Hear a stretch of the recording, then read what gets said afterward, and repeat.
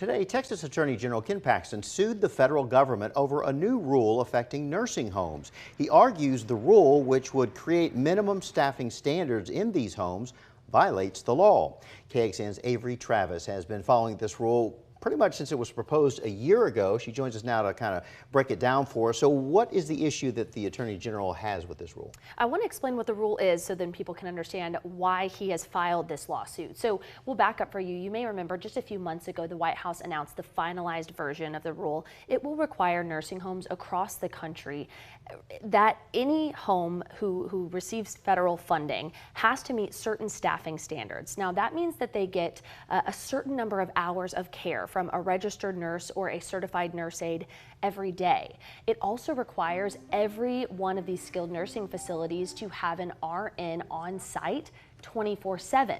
Now, supporters say understaffing in these facilities can leave people without basic necessities such as baths or trips to the bathroom. They say it can also lead to dangerous medical emergencies, and that's why these rules, these requirements are important. However, critics of the rule have called it one size fits all. They've often argued that it actually does nothing to help alleviate the staffing shortages that already exist in the industry. And in fact, AG Paxton takes it a step farther and says that it could actually cause some of the nursing homes to shut down. Why is that? That's right. He really zeroed in on rural nursing homes or nursing homes in places that maybe have less resources and less of those staff already. You know, he has said that if they try to meet this rule and can't, they could be forced to shut down. That could ultimately affect people's access to care, particularly in these rural areas where there already are not a lot of options as people age or as people need this type of care. Now, this is a similar point we heard from some U.S. lawmakers.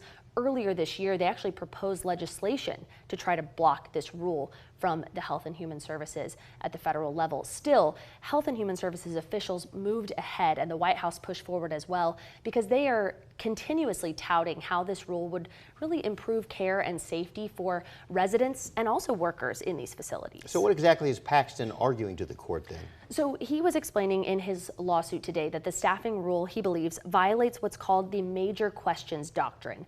That basically says that if a government agency is going to make a rule or a decision about an issue of major national significance, that decision or any actions they take really have to be in line with clear congressional authorization. So he doesn't believe that's there in this case. He's asking the court to annul the rule and take it further, prevent the Biden administration from enforcing it in homes nationwide. And we'll have to see what the court says about that. Oh, we know you'll be following it. Thank you, KXAN investigator Avery. Thank you, Mike.